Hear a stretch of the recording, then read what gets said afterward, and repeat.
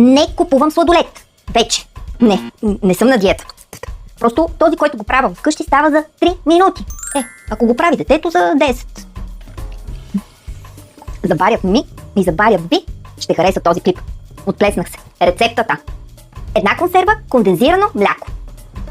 Може и карамелизирано. Разбрахме. 500 мл сметана, ама хубава и да е над 30% мазнини. И така го отрязвайте, за да вземете гъстичкото, иначе остава вътре.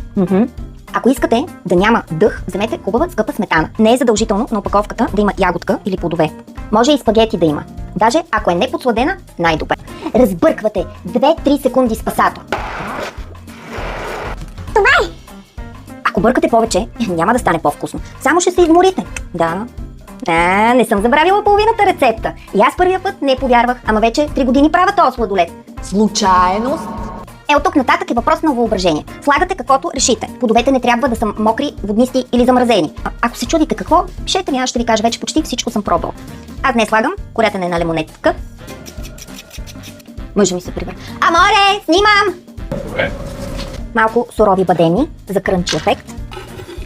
Обикновено нарязвам някой изостенал шоколад, сега ще сложа шоколадови капки. Разбърквате. Изливате във форми или оставяте в купа, подходяща за фризер.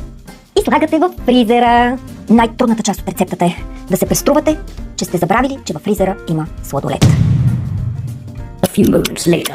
Готово! Сладоледът става ужасно вкусен и кремообразен. Аз вече правя двойна доза, защото първата мистериозно изчезва.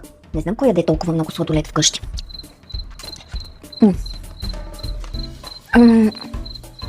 Не знам.